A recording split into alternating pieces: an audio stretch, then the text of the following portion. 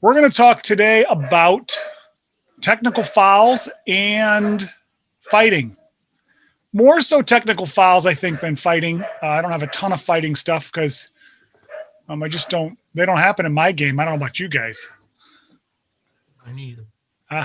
Just kidding. All right, I'm going to play it first. And then if for those of you who are connected on Facebook, this was on Facebook already. And we had a few people chime in and give their opinion, but this is one of the things that I like to discuss when it comes to technical fouls. So let's watch it first.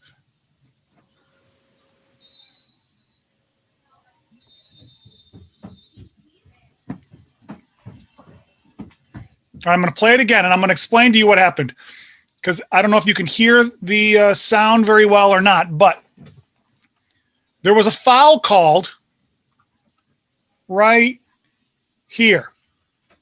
All right, we see the foul. There's a foul here, and the official blows his whistle. Okay, let's see. Now he goes up with his hand here. So, right around here, I'm sure you got it.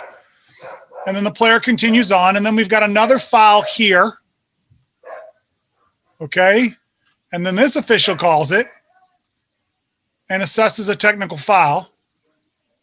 And we'll talk about why in a moment. So everybody sees that. I'm going to play it fast again real quick, and then let's talk about it.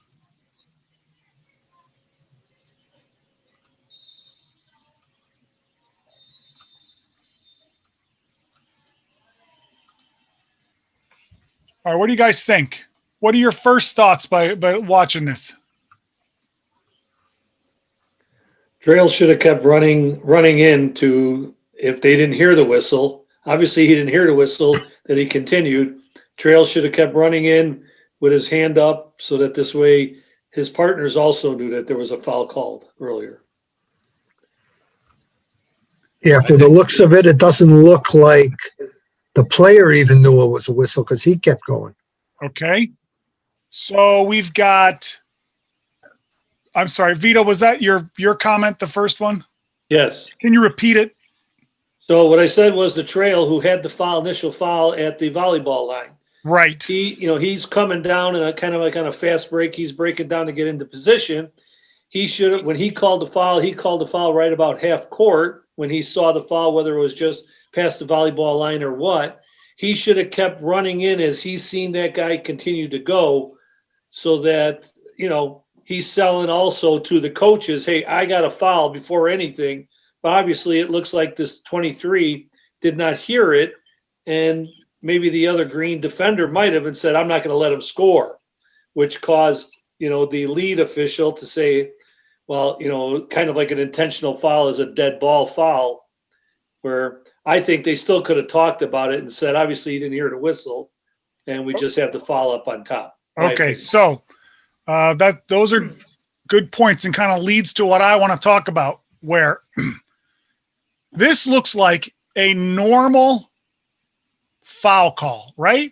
Nothing out of the ordinary here. Would we agree? Right. Correct. Nothing that would cause this official to say, I better come in and sell it hard, right? Because it's way up here and he's got the whistle. In fact, you can see he's even given his preliminary signal already. So far, nothing that really stands out. And then the player continues on and there's another foul. Now, first thing we're going to say is, if this is a foul, is that a technical foul or is it a regular foul, or can it be either or? You're saying the second one or the first one? The second one first. We'll talk about the second one, because he gave him a technical foul, and that's what we're here to talk about. So should that have been a technical foul? Could it have been a normal foul? Could it have been nothing? Well, by rule, a dead ball is a technical foul, and the ball's dead once the whistle blows. Now that player continued on. So I personally think you could talk that out of there and say it's not a technical foul. We're going to give the first foul, ignore the second foul, and play on. Okay, now everyone who knows me knows I'm very technical when it comes to the rules, right? So I want to just be clear, and I said this on Facebook, and I made a few statements that were probably misleading, and I want to make sure I get it clear tonight. But just because something happens during a dead ball does not make it an automatic technical foul, right? A foul on a dead ball is not automatically a technical foul. Now, I'm going to have the other side of this where if it is a foul, my point is you could have nothing because what happens after the whistle? Even if it's 8 seconds after the whistle, what are we supposed to do with contact? We're supposed to ignore it, right? If you deem it to be a foul, then it must be an intentional or flagrant foul. The rules, actually, the case book says if you think it's a foul, that's got to be intentional or flagrant. The rule book says nothing of the sort. It says an intentional or a flagrant foul during a dead ball is a technical foul. I'm paraphrasing, but my point is if you think it's just a regular personal foul and it wasn't necessarily intentional, you can pass on that because we're allowed to say that's incidental. And the casebook says that. The casebook says it can be incidental. Let it go. If it's not an intentional or a flagrant foul, it's incidental. Let it go. But if you're going to call it a foul, it has to be intentional technical or flagrant technical.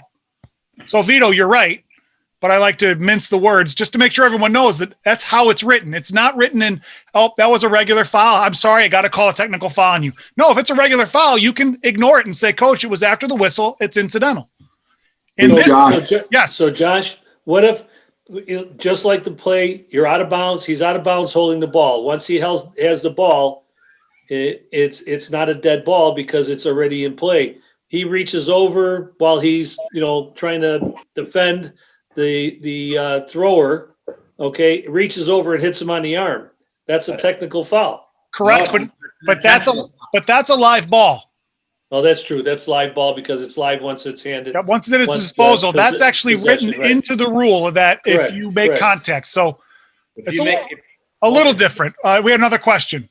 Hey, Josh, this is Dennis. Yeah. If the trail, when he blew the whistle, the lead official had to hear the whistle blow, so he knew, play was supposed to stop. Why didn't he move out there onto the floor a little bit and say, all right, hold up, the whistle blew? A little more officiating there so nothing maybe possibly could happen because the lead official had to hear the whistle blow. I can't believe that the player didn't hear it. Okay, so here's my 2 cents on that, and I agree and disagree. Because, again, it's a normal foul, like nothing out of the ordinary. Do we normally come out to try and make sure everyone calms down and slows down? And no, we kind of let it play out because a lot of times kids play it out, right? My point on this is, yes, if he had done that, that would have been great, a little preventive officiating. And if this game, and I've had this team before, so I'm going to speak, that particular player likes to play after the whistle, right? Now, I'm not suggesting that we tee up a player every time he plays after the whistle, but the rule book states after the whistle, if you do not immediately pass the ball to the nearer official, that's a technical foul. Right. So if we're going to give a technical foul in this situation, it should be on the offense because he did not immediately pass the ball. Would that foul have happened if he had stopped after the whistle? No, it wouldn't have. Now, you could also say, well, I'm going to get both of them because he fouled. Fine, I'm okay with that too. Because if you think he fouled him, it was an intentional act. He intentionally fouled him. But then get them both. Don't get just the defense because that is wholly unfair on the defense for just the offense continues his play, the defense continues his play. Now, in my opinion, this should have been nothing. We should have let it go. We could have talked to him and said, guys, stop after the whistle. But I was talking with a friend of mine earlier this week. In every game and in every clip that we watch, context is terribly important. And when we watch a clip, we don't get context, right? We don't know what this game has been like. We don't know if that player's been doing it all game, if it was the only time if he did it, if he was a hard player, a problem player. So all of that comes into play. So I don't know what happened, what led up to this. Another friend on Facebook said, did the player in the green say something? Did he maybe taunt him? And that's possible too, right? Maybe he called a T for taunting and not for the dead ball contact. But my point is, if you think it's a regular, normal foul, you can pass on it. It doesn't have to be a technical foul just because there was contact after the whistle. On a play like this, maybe an elbow is different or a push. Do we agree with that? Anyone other comments on that before we move on? Yeah. Hey, Josh, can you hear me? It's Jeff. Yes. Okay. My only comment, when the first foul is made, if you look at the body language by the two partners, both the trail and the C, it looks to me obvious that they don't know that the first whistle happened. So I think if the trail would have come in and sold it, run into the free throw line area, both partners would have known the ball's dead.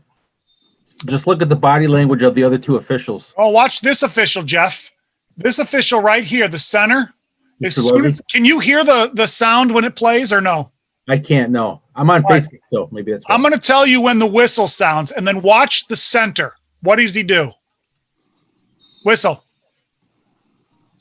He starts coming in. He slowed down and starts walking into the play, so he knew there was a whistle. I guess I stand corrected. Sorry. No, and I appreciate that. I'm not trying to call you out saying, hey. My point is, my guess is that player knew the whistle sounded too. Yeah, probably. And do we not all agree? A lot of players like to drive to the bucket or shoot the ball or whatever they do after the whistle. And we almost always let it go, don't we? You shouldn't. We shouldn't. We should at the very least say, hey, don't do that. If you shoot the ball after the whistle, I'm going to have to tee you up the next time. I don't want to do that. Like, scare them if you have to, or put a little, but say something, because these kids I really believe these kids don't know. They don't know that that's a technical foul. They know they're supposed to stop after the whistle, but what's a shot afterwards, right? What's the big deal? Well, it's not a big deal because nobody ever does anything. So I think as a group of officials, we should at least talk to the players. And in this particular play, I think this should have been a talk to both of them. And who was it who said we could have got together and talked about it and maybe changed it? What was the call on the floor? He called a hand check here. Right.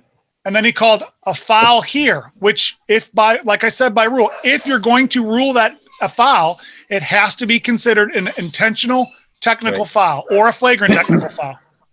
So did they shoot multiple free throws then, or wasn't bonus? Well, it depends. If this was a bonus, they would have shot the bonus free throws. 2 and 2, or 1 and 1 and 1 and 1. And then they would have shot 2 shots for this one because it's a technical foul. Right. And the ball would have gone back to white because green was the offender. Okay. All right. Remember, technical fouls are always administered in the sequence that it happened. Unless it's a simultaneous, then they wipe off. But if it's not simultaneous, it always is administered in the sequence that it happens. In my opinion, the referees, especially the center and the trail, especially since the way he came in there, as you saw when you replayed, they could have definitely talked it over. Maybe the center could have said, hey, I heard that, kind of slow down, a little bit. We got a foul going on, just to prevent that other technical foul from happening.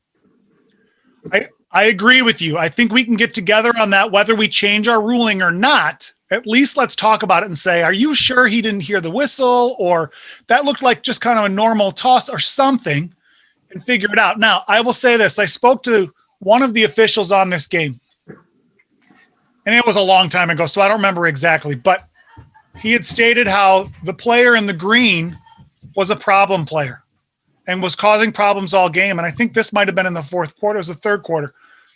And so they kind of handled it. Period. They kind of handled it with that premise. I say, I understand that and I get that, but that's still unfair to that player. At least that play particular, that snippet that we have no context of seems to be unfair to just the defender. So, Josh? Yes. Josh, it's Gevick. So, I feel like you could go with a technical foul on either player. White, Green, because he fouls him, right? But if you judged that White should have stopped play, I mean, couldn't you have a technical on him? You absolutely should have a technical foul. When you first showed this video and asked, I thought that we were looking at White as being the offender. I didn't realize it wasn't obvious who the foul had been called on. So I thought it could go either way. All right. So he called it on the defender, and I agree. It should have been on the offensive player. Now, it's okay if he would give it to both of them. Fine. but Right. it shouldn't be just on the defender. It shouldn't I be. agree. Yeah, that's what I thought. Yeah. And to be honest, yes. Josh, how do you feel about going up to the offensive coach and telling the offensive coach that, hey, we blew the whistle, your player kept going? This could be a technical on your own team. All right. That's a good point. And here's another play. This is my game. This is my call. And I'll tell you what I spoke to the coach about. And I did it wrong too, but this is how I learned about this rule. It's a similar situation. Watch this one. That's going to be on the other end, and there's going to be a whistle at the half court again.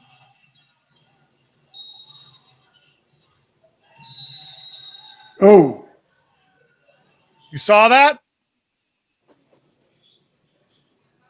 Now, first of all, that is not a normal foul. Do we agree? yes. Yeah. He reached out, grabbed him, and pulled him down. So that has to be, again, if it's you could always rule anything incidental because it's after the whistle. But that, in my opinion, has to be a foul. And if that is a foul during a dead ball, it has to be an intentional or a flagrant technical foul. The whistle happened here for that contact right here. It came from the lead who was following the play up, even though it was right in front of the center. The lead was following the play in the backcourt. So he called the whistle. And the offensive player continues on, right? All right. Now, since that's such a bad foul, because he just grabbed him, reached out, grabbed him, pulled him down, we called it an intentional technical foul. Well, the visiting team coach didn't like that. And his argument was he kept playing. Right. How can you penalize my player because he kept playing? And he was right. Yeah. Yeah. So So how I we feel like you could have two technicals there, right? One for playing and one for that really bad foul. all right. So Yeah, now definitely. that we know how the rule can be applied, I agree. It should have totally been a technical foul for each player. One did not stop play, and that guy would not have reached out, grabbed him, and pulled him down if he hadn't continued to play. Exactly. It wouldn't have happened. So we should penalize both of them. You can't pass on the one contact because it was too bad. So you nail them both, in my opinion.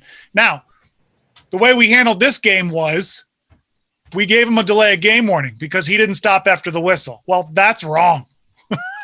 So Yeah. don't do that. If there's no foul contact or anything, you could do that. You could say delay a game. Next time I'll give you a technical foul, even though that's not in the rules. It's not a delay a game if a player continues to play after the whistle. It's either a technical foul or it's nothing. But preventative officiating, tell them, blow your whistle. I'm going to give you a delay a game. Even though it's not maybe an official in the book, the coach knows that I just made note of this. And if he does it again, right now, everyone's on the same page. So I'm okay with that. But if you're going to call a foul on the defender, you got to call a foul on the offensive. I agree.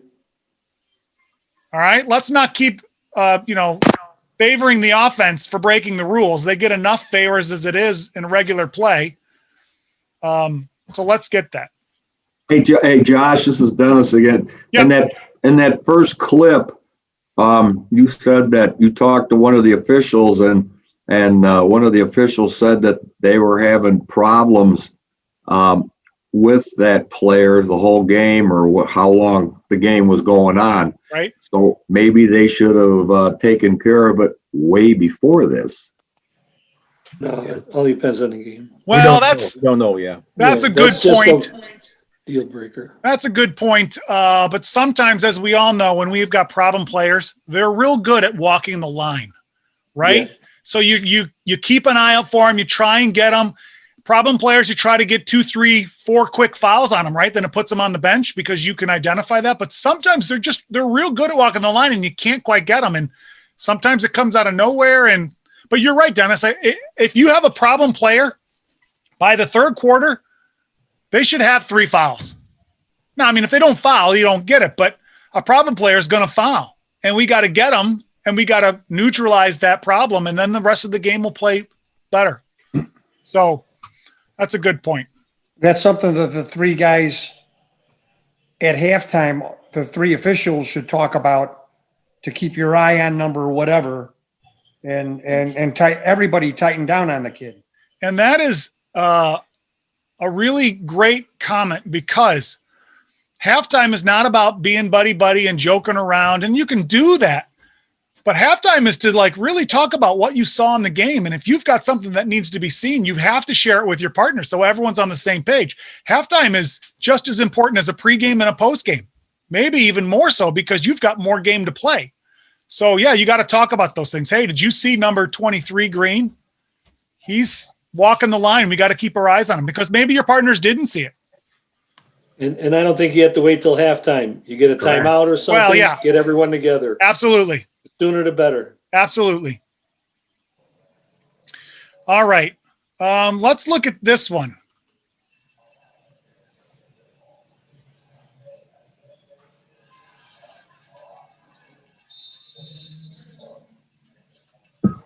Everybody see that? Let's play it fast again. Whoops. Fast again real quick. Fast break. And then the lead official calls a technical foul on number 10 who fell to the ground. I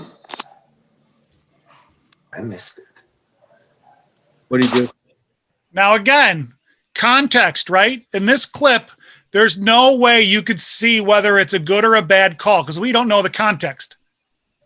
But what does it look like he's doing? Talking to the Motion. light. I think he flexes, What did he just do right there? flexed at him. You see where he's looking? At the official.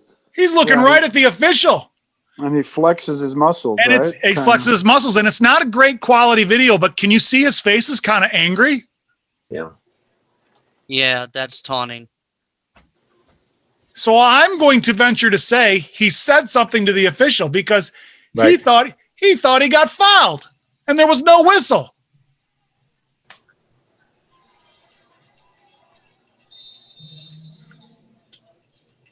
Okay, now, technical fouls are hard, right? Because we've been told as we progress and get better by everyone, you have to have a thick skin, right?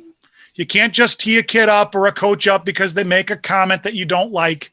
It's got to be a good comment. Not that saying you have to let them walk all over you, but I don't like it when that happens. And I don't like teaching officials that because it is true. It's very, very true. But at the same time, having people grow thick skin allows too much unsportsmanlike conduct. We let coaches do way more than they should before they get a technical foul because maybe we're afraid the assigner's not going to like it or the coach is going to blackball us and we won't get more games or I don't know what it is. A coach, maybe we can have problems with, but a player, nothing. A player cannot speak to an official in a bad tone. A player cannot say something that is going to be deemed unsportsmanlike. He's a player. He has no right to do anything other than play the game. Now, are you going to allow emotional outburst? Sure. They're kids, right? They're going to do things maybe that are dumb or maybe, and so we can gauge that. But in my opinion, if a player is going to directly, and that's what we're going to assume happened here, directly address an official, even if nothing was said, it sure looks like he is confronting he's trying to show the official up here. That can't be tolerated. And if you let that go, it's going to get worse and worse and worse. Do we agree with that? Yes. I agree with Yes. that. Yes. I just think it's terribly important that there's really a different distinction between a coach and a player. And I still think coaches get away with way too much. I'm just as much at fault. I let them get away with way too much because the older you get or the more experience you get, the less stuff even bothers you. They say something to you and you almost laugh at it. Like, really? You're going to yell at me for that? But definitely players need to hush it. The good coaches coach their kids not to talk to the officials. And the good coaches will ask you as you're going by, did my player say something to you? Yeah. I agree with you entirely, Josh, that the kids should not get away with anything other than an emotional outburst for missing a layup or and this is a great example of a situation where a coach deserves an explanation because it's not apparent as to what necessarily happened. You don't have to give him a drawn out explanation, but you have to, coach, he was questioning my authority. He was taunting me. He was whatever. He was staring me down. That's confrontational. That's unsportsmanlike. That's all he needs to know. You don't even have to say that much. You just, it's unsportsmanlike conduct. Right. Exactly. Yeah, but some coaches want to know what the unsporting act was. So if you know, You don't have to necessarily say drop You don't the have F-bomb to. on me, but you don't have to. I mean, you don't have to give them an explanation at all, really. But if they really, like you said, John, if they're a good coach, they want to know that so they can coach their kid and make sure that doesn't happen again.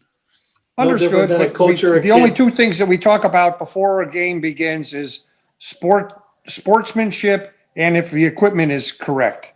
So everybody knows that we're looking for sportsmanship. You tell a coach unsporting conduct, that's all you need to really say. Can I make a side comment? Because this pregame drives me crazy. I talk about it every year. I complain about it every year. If we don't have a pregame and say, Coach, we really expect good sportsmanship, does that allow them to be unsportsmanlike if we didn't cover it? No. Why do we in a pregame have to remind players to be sportsmanlike? That should be the coach's job, right? Because that's the first warning. That's their first warning. Yeah, okay. Because then we'd have no reason for a pregame. I'm not saying don't do it. We're supposed to do it, but it drives me crazy because it's just that's what they did when Naismith made the rules and they stuck with it. You won't have to worry about players in the conference this year. Just coaches. That's it. Yeah. All right. How about this one? Do we have any other questions or comments on that before we move on?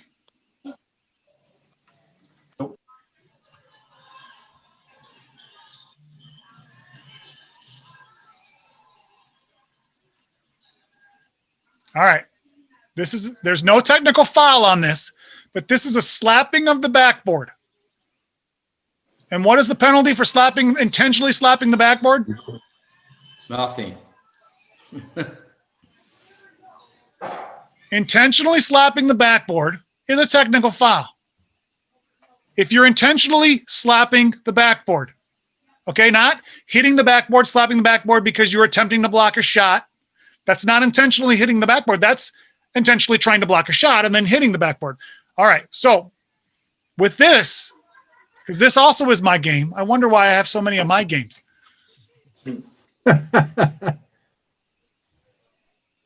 Did you see that? It's kind of grainy. Yeah. It's kind of grainy. When does the backboard get hit? Right there. You Right think he there. tries to block that shot? No, No. I not. think he Probably not. went straight for that blackboard, Josh. I was the lead official, and I saw, even on his face, he had no intention of blocking that shot. He was slapping the backboard.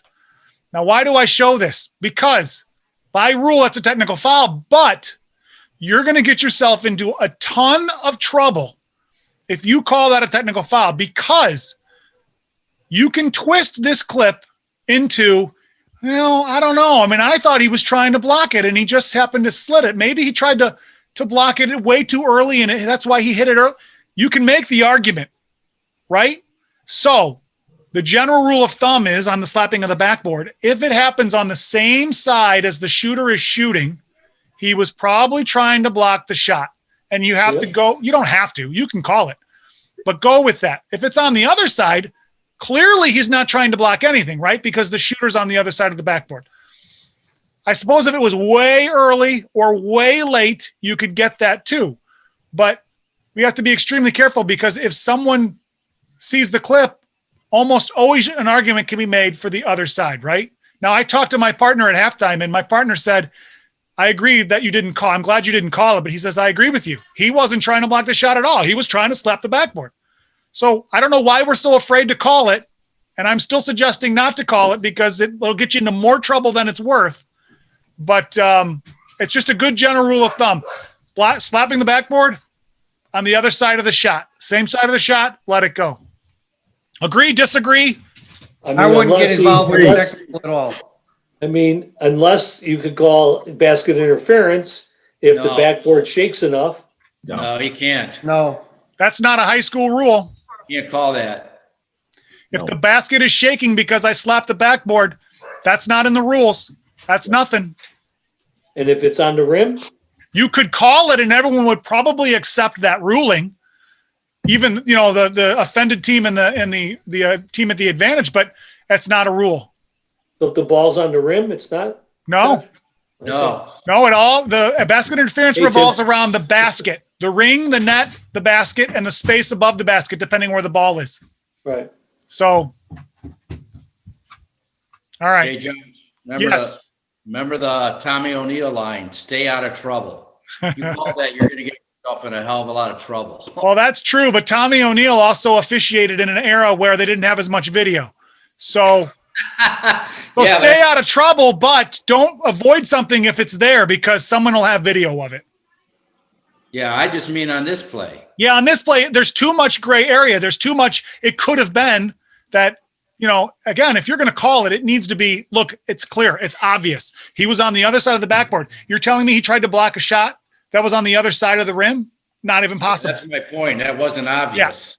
Yeah. Yeah, I didn't mean to call you out, Tim. I was just saying. Yeah, no problem. I can take it. That's why my kids speak back to me. I always have to have the last word, so that's where they get it from. All right. Let's do another tech, and then I got a fighting play. Some of you may have seen it already.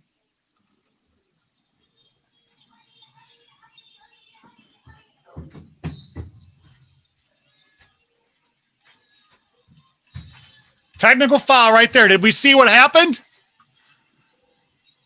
Let's watch it Yeah, slow. that's what- The foul happens. Yeah, right there. 22 just flexed his guns like up as he was walking across. He put his face right in the other player. I don't know what he said. He doesn't have to say anything. That's intimidation. That's unsporting. That's a technical foul. And this goes back to the other play where he was doing it to the referee. We can't allow kids to do that. Even if he gets in his face, is like, yeah, that was a great foul. Or, that it looks bad. I'm teeing that up. That's taunting. Obviously, if he's being positive, I'm overreaching, but you get my point. Do we all agree with that? That's definitely a technical foul. Yes. Yes. All right, I guess that one was too easy, huh? Was that your game too, Josh? That was not my game.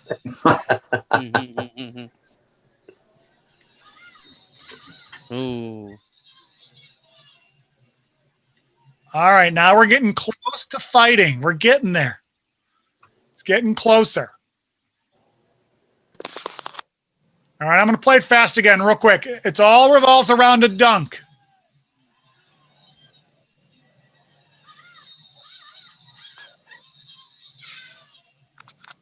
Okay, here's the slow version, and then let's talk about it.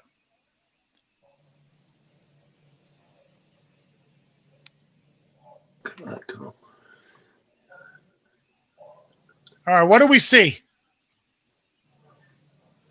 We see a player Ours. dunk, right? He comes That's a down on dead the ball. At this point, it's a dead ball. Now, first of all, what is he doing? He's dangling on the rim. He's still hanging on it. Yeah, he's excessive hanging on the rim. Yeah, that's Do you think he's hanging on it excessively, or is he trying not to injure a player beneath him or himself? There's someone beneath him. He's clear. He's okay. That's not even close. That player is directly beneath him, right? Right. So he is allowed to hold on to the ring to protect himself and protect a player below him. So that's fine. We don't have a technical foul on that. Does it look like this player is moving, the defender? no. A little bit. He's not really making an effort, is he? Just standing around. All right, but here's what He's happens. And just you standing can't there. see it in the video here, but he grabs his leg. He grabs him because he didn't like him dangling over top of him. He made no effort to move out of the way, but he didn't like him hanging there over him. So he grabbed him. All right. We see the grab. Okay. The official has a fist up here. So he's got the grab. He's all over that. And then what happens? Punch. Punch or push? I'm not sure which. Yeah. Not sure which it is. You can't tell. Looks like he pushes him off. He's pushing him. Now, this is a good point. Whoever said punch. If he punches, what do we have? automatic ejection. He's ejected because a punch is a fighting act, correct? Even if he doesn't hit the guy. What about the white player? Yeah, I appreciate that. Yeah, I remember. What about the white player? Hold on, I'm going to mute everybody because someone's got their stuff going on in the background. You have to unmute yourself if you want to talk again. All right. So we've got an ejection on the blue player for punching. Is the white player in the game? Is he out of the game? Is he got a technical? No technical? What do we have there? Regular foul? I got 2 technicals on that play. Yeah. I'd have here's what I would rule on that, Josh.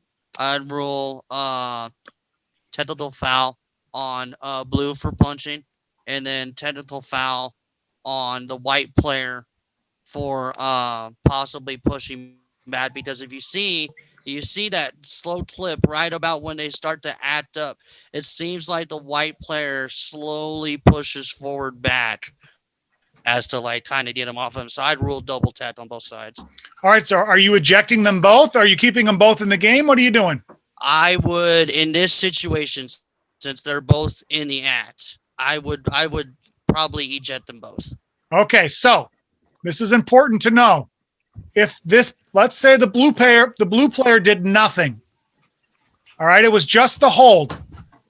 We have an intentional technical foul, correct? Because he fouled. We all agree it should be called a foul. And since it was a dead ball, it must be an intentional technical foul. Fred. Sorry, my kid. Okay. But since the blue player, we'll just say he punched, and that's a fighting act, what caused that punch to happen? The grab. The grab. So you have to now count both of them as fighting. Even though the white player didn't actually throw a punch or make an original fighting act, the act that precedes the fighting act is the instigator, and you need to get them both. So they're both gone for fighting. It's fighting after that point. If it leads to fighting, they're both fighting. Do we understand that? Yep. Mm-hmm. Agreed. All right. So what if he just pushes him? What if he doesn't actually punch him? He just pushes him. We still going to call that a fighting act, or are we going to call that an intentional technical foul? Intentional. I would say it'd be an intentional at that point.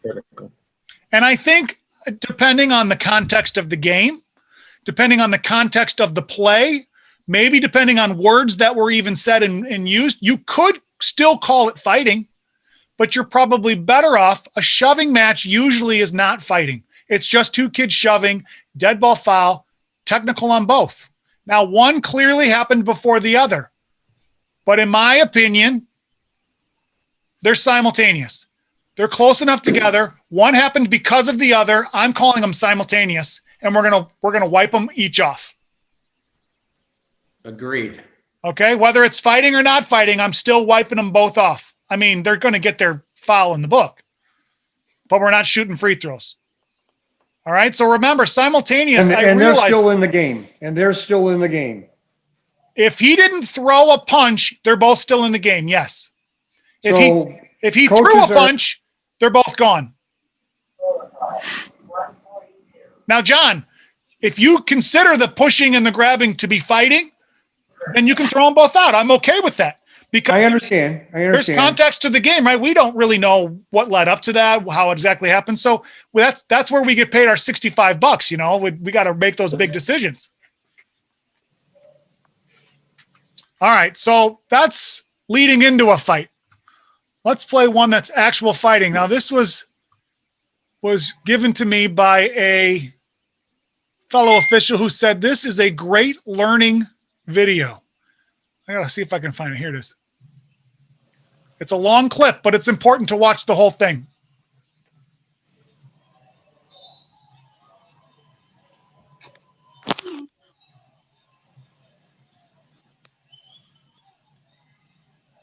So far, do we consider that fighting is happening?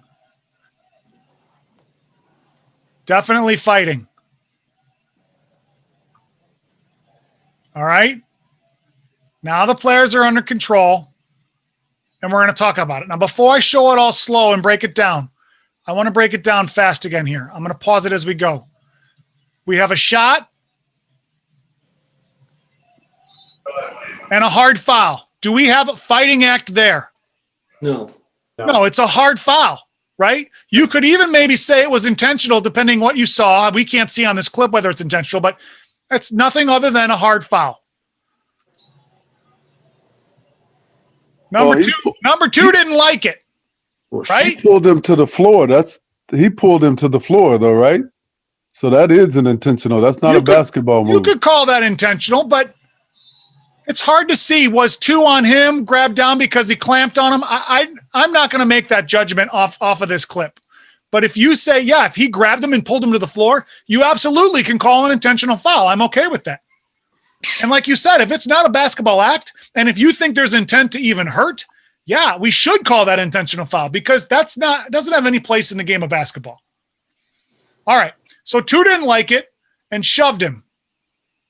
And then we got a scuffle of players all here. Now, what I want to point out so far is all 3 officials are in there, which is good and it's bad, right? Yeah. Right? They're all in there because they're trying to break it up. But who's watching the bench?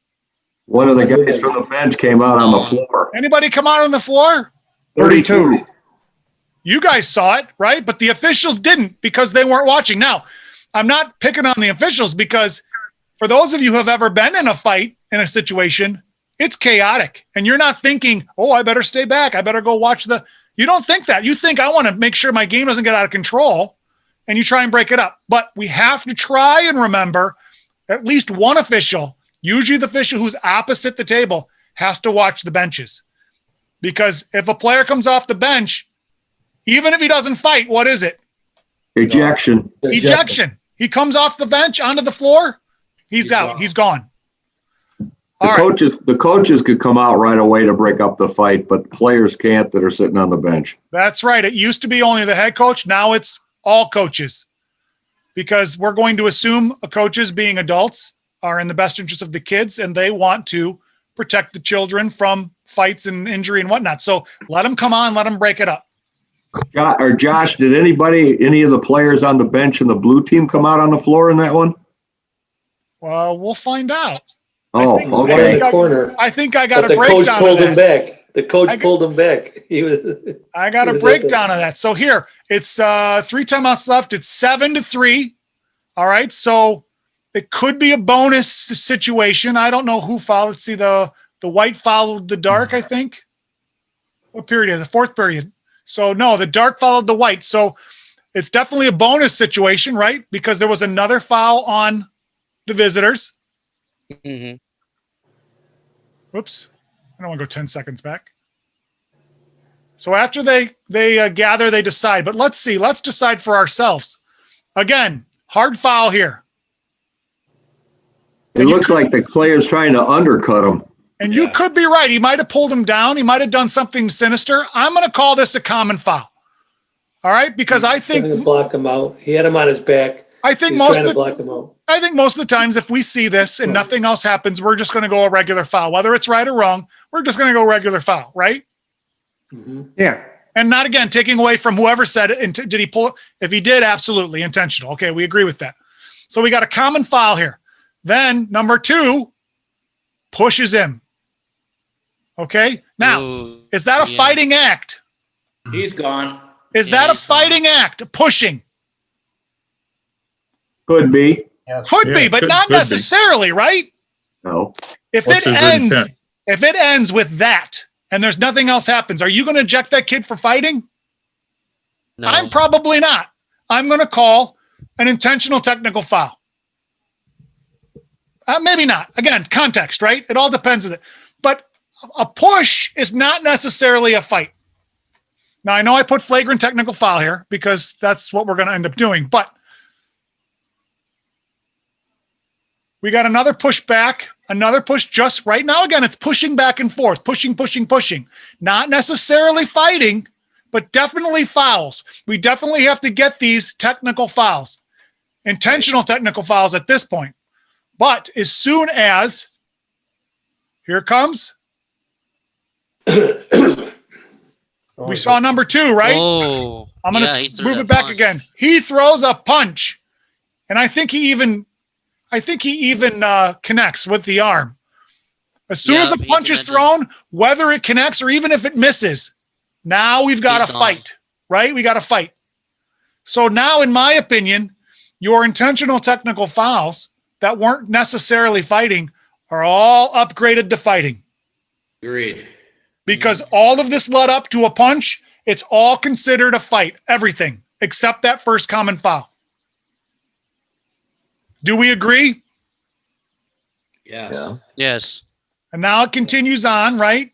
So let's take a look. That's a green bench player. That's a white bench player. And I already mentioned this. Where are the officials looking?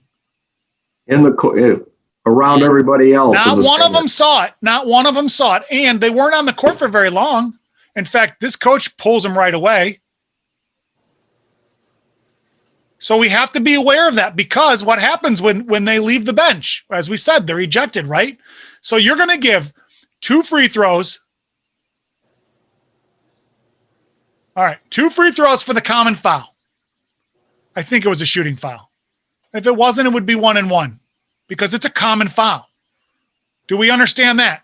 The penalty of that foul is what is followed. If it was not a shooting foul, but we already showed it was 7-3, so it was a shooting. But if it was not, then you wouldn't shoot any free throws because it wasn't a shooting foul or bonus foul.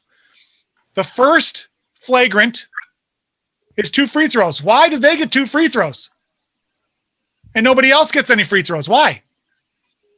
As they offset. Because fighting, even though they're not exactly at the same time, is considered simultaneous technical fouls. A fight could last over 10 minutes. That's excessive, but 10 minutes, it's all considered one fight. It's all going to be handled together. So because there's 3 flagrant technical fouls, you can only offset one of them.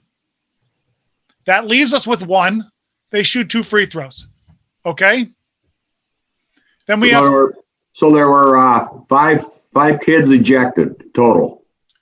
and let's see. I forgot to let it play out. Unless you have more there. 1 green, 1 off the bench, green, and 1 off the bench, white. Right. Yep. They're all ejected. All of them. I mean, all of these flagrants. The common, no. Again, Not the common. No. that's a common foul. But regardless of whether you shoot free throws or not, for them, they're ejected. Now, I want to bring this up. The last time we talked about fighting, I said something incorrectly. God forbid I said something incorrectly. There are 3 categories when it comes to a fight. All right? You've got your foul here, which doesn't really have anything to do with the fight, but that's your first category. Was it part of the foul fighting or not? Then you've got your fighting on the floor amongst players. And we had 3 fouls, right?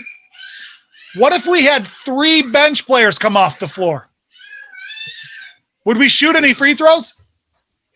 Yes. Yes, because the 3 categories are you administer the regular foul, you administer the players' fouls, and you administer the bench fouls all separately. So if there was 3 bench players and 3 players, you wouldn't say they all offset because it's 3 on 3. You only count the players, and then you count the bench, and you would adjudicate. So if there was a 3rd bench, then you would shoot the free throws for that bench player. Does that make sense? Yes. Yep. And hopefully none of you ever have a fight in your game. But if you ref long enough, someone told me, if you ref long enough, you're going to have a fight. It's almost inevitable. It doesn't happen often, but it happens enough where it's not a uncommon thing. So we have to know how to administer the free throws. All right. I think that's honestly the only fighting one I have. Let's go. I want to go. Unless you want another. Where's the restart again on that? I'm restart sorry?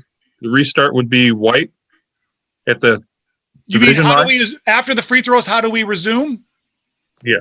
Is it white at the division line? Technical, white ball. It was, let's see, who shot the free throws? It was White got to shoot, so Yeah. White would get It's the ball. white ball. White ball. All the free throws added up where Green got to shoot, Green would get the ball. Okay, it doesn't go back to the common foul and who would get it. You got to add up all the technical fouls and how it all plays out. Does that help? Yes. I know, it's a big mess. And if you get it wrong, it's okay as long as you convince the coaches you got it right. That Do you does think happen. the coaches know it? Can I just say this? Administering fighting technical fouls is easier than having to fill out all the paperwork after to explain what happened, and then having to justify the video that's sent to the state. And remember, if you have that, you have to do that. Don't forget to do that. It's terribly important, because all those players that are ejected are ejected for the next game too. And if we don't fill out that form, nobody knows that they're ejected. Yeah. Hey, Josh. Yeah. As this was my game, we got 4 out of the 5 ejections. We shot. It was actually a 1-and-1 common foul, fouled by the technical, and then White did take the ball out. Both coaches completely understood, and we moved on. And the coaches probably had no clue how it was supposed to be done either, right? Right. So that's the advantage we have over them. And I'm not saying it's right, but if you can finagle your way through it with some legalese, do it, because yeah, you want to get it right, but you want to keep the situation calm. That's ultimately what it comes down to. Bring everyone down, administer everything, make sure everyone's calm so you can move on in a regular fashion. So thank you for sharing that video, Jeff, because it's excellent for teaching how to take care of fighting. And put the ball in play as quick as possible. Good advice. All right. I want to play one more. This is not technicals. It's kind of like what we did last month. It's a last second shot. And I got to find it first real quick. I got to pull it up. All right. Got to share my screen again.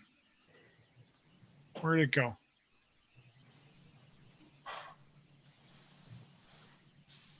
All right.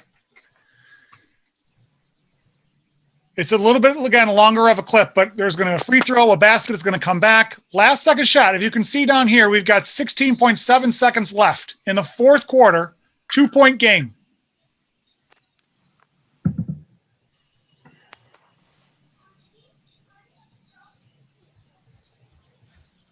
Bucket's good. It's tied up. 2-1-0.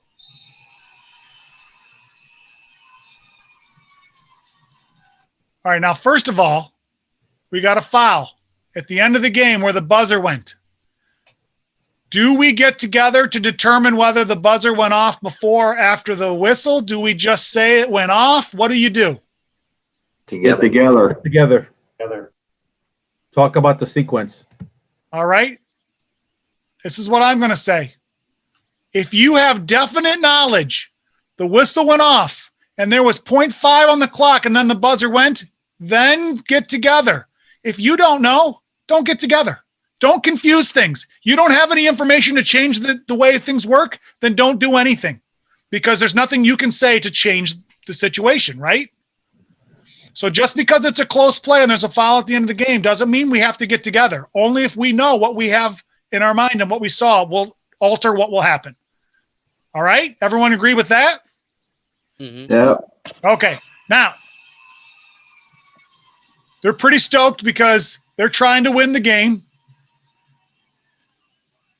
Can I make a comment now? Why does he still have his arm up?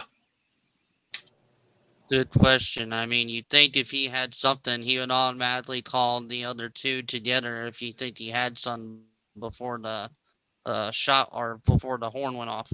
This is a big pet peeve of mine.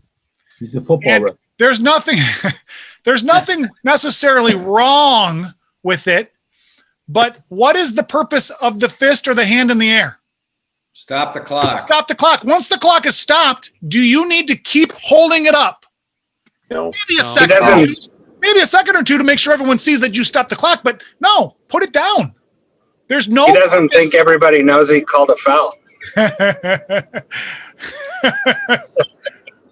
Whistle, arm up. 2, 3, 4, 5, 6, 7, 8, 9, 10, 11, 12. Okay, 13 seconds. You think everyone got that it's a foul after 13 seconds?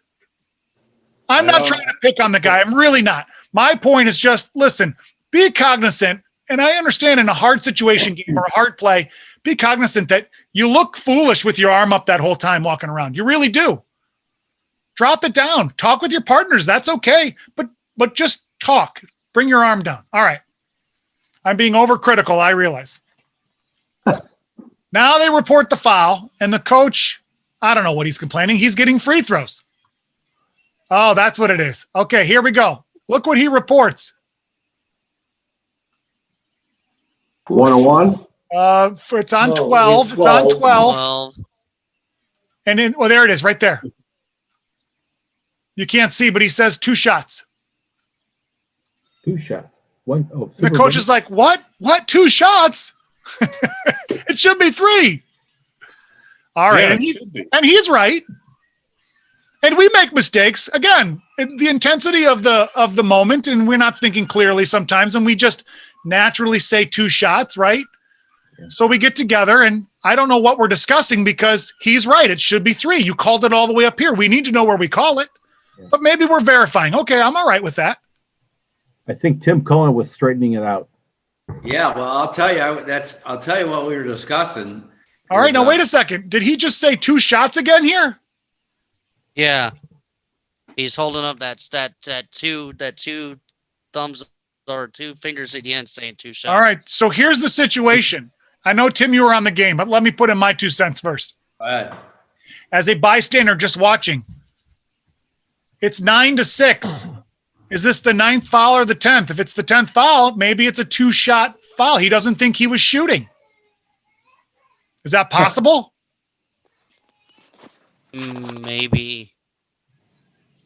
Okay, but here's my other critique. We got together. What is he doing here? Yeah, the player should be fully backed up to where his other players are. I understand he's the shooter, but tell him to, hey, go to your team, back away. Go. We don't need you here listening to what we have to say because I can't speak frankly to my officials and say, I think you're wrong. I think we need to do this. And now this player hears it and he's like, he said he was wrong. Right? Players need to get away. If you're going to conference, get the players away. All right, we got together. We figured it out. Everyone's moving away. It's all figured out, right? So why are we going back again? Now, I understand if he wants clarification. I get that. But my point is, once you get together, have it figured out. Don't go back because now you're losing credibility as a crew because you got to constantly get together and figure it out. Do it once. If it takes 30 seconds, a minute, fine. The longer we're there, the not as good as it is, but at least just do it once. All right. He needed the name of the bar they were going Colin was finally buying. This really bothers me, this player in the huddle. It really bothers me. I was going to say, my question Wait a is, second. why is the player still there? We're still getting it. That's the 3rd time now that we've got together. Right? They walked away again. Oh, wait, no, come back. I want to talk about it some more. That's number 3. Do we not agree that that looks bad?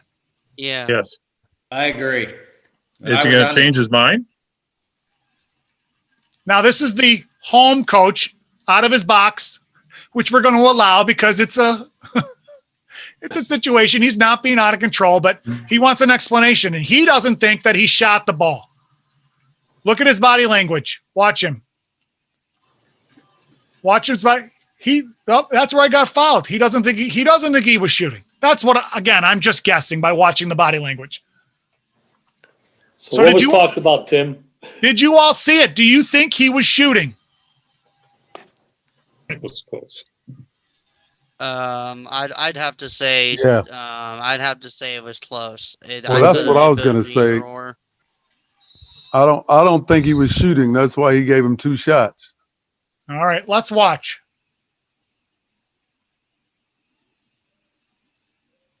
He fouled him. Oh, he's shooting. He fouled him before he started to make his shot attempt. Right there. Yeah, right there. What do you think he's trying? What do you think he's trying to do right there at that moment? What do you think he's trying to do?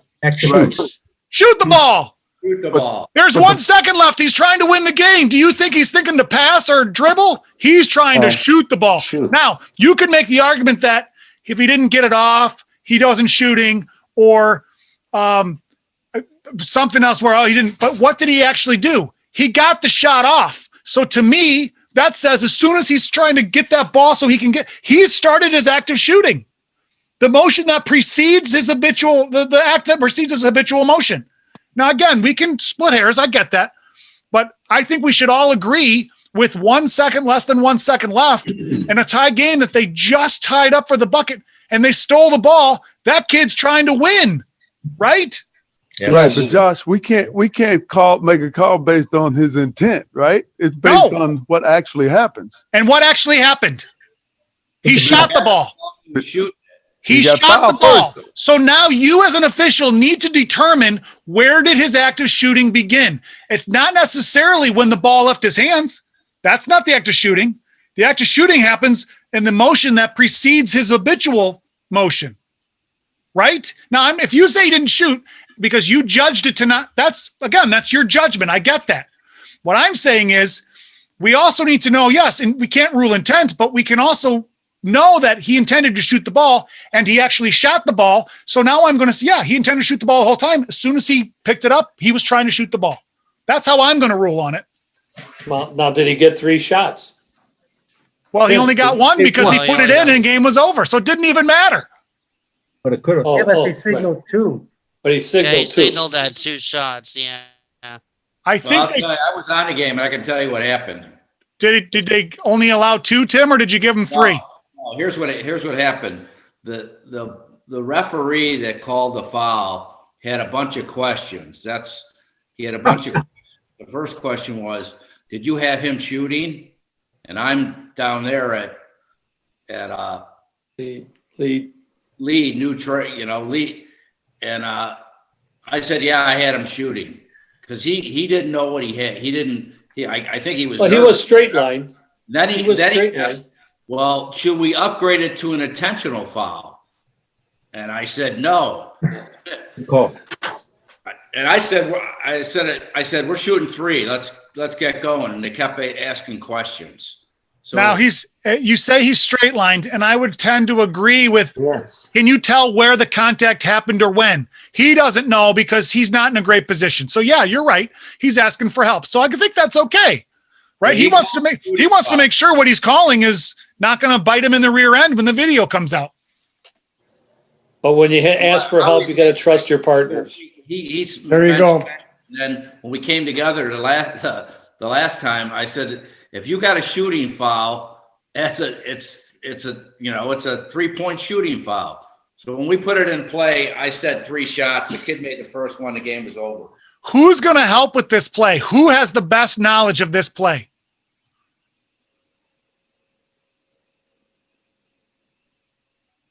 Trail. It's got to be Trail because Trail has got the back court. Yes, he's got all the players, so the center's helping him, but the Trail's watching all that, so the Trail's going to have all the information.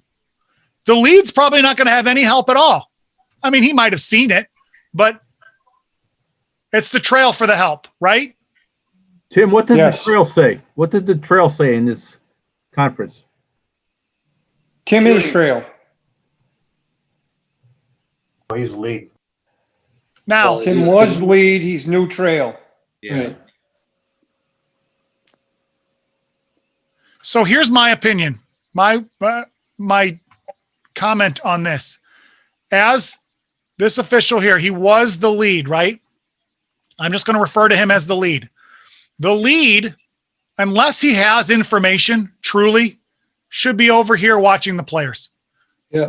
He doesn't need to conference. When guys say we need to get together, we all 3 don't need to get together for everything.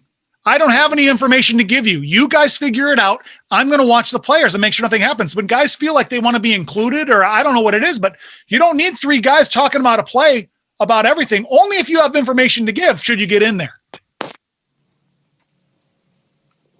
I mean, if the first 2, Tim and Ken didn't have any idea, they could call and say, what did you see? So you get a third opinion for that. Yeah. Otherwise, I agree. That's true. If they call him over to ask him, that doesn't mean don't go over there and say, screw you guys, you figure it out. But I'm not going to go over there because I don't have any information. They're getting together. I'm not going to interject myself into a situation that I don't know. Now, if they call me over, I'll say, I have no clue, guys. I really didn't see it. You could have been keeping that kid out of the conference. Right. Or go in. If you see that, absolutely. Hey, come on, get out. That's easier said than done on video. I realize, guys, this is a lot easier to pick apart and critique when we can slow it down and talk about it. And these are tough situations, last second plays, technical fouls. And that's why we do it now, because if it happens in a game, hopefully you're a little more prepared and not, so much deer in the headlights look. All right. So do you guys have anything else? That's all I have for today. And our hour is up and over. All right. Well, Hey, next. Josh. Yes. Sorry, it's Jeff Leathers with the NNBOA. Hey, Jeff. Good to see you. Jeff is from Nevada. Good to see you. How is everybody? I apologize for being late on the meeting. I had to work a little later, but I want you to know that I'm glad to be joining you and look forward to future meetings and giving some input. Excellent. And never apologize for being late. One of the nice things about this association is truly you come and go as you please. If it doesn't suit you, don't stick around. I mean, I'm hoping it always suits you, but if that meeting you can't make, we post everything online so you can always see it after the fact. It's about getting information and however you can do it. And that's what we're trying to do. It's more fun to do it in person, but it's always there for after. So thank you for joining. And it's exciting to see this reaching into other states across, coast to coast. We got someone from Kentucky, someone from Texas, someone from Arizona. So we're all over the place. It's wonderful. You got Wisconsin too. All right, Wisconsin. I'm going to put a pin in my map. All right. Next meeting is November 12th, 7 p.m. It's a Thursday this year. For those of you that haven't noticed, we're always doing Thursdays this year, so it's easier to remember. We're always doing 7 o'clock, and it's going to be on violations. And I haven't decided what violations yet. Probably not traveling because we already talked about that. But if you have any specific violations that you want to see, let me know. I'll send an email out asking for that too if anyone does. You don't have to do it right away, and we'll put that together. So it's just about having fun and learning and keep going. And I appreciate all you guys joining in. Thanks, Josh. Thank you. All right. Thanks, Josh. Great job, Josh. Thanks. Thanks. Thank you very much. Take care, guys. Thank you. Good to be with you. Aye.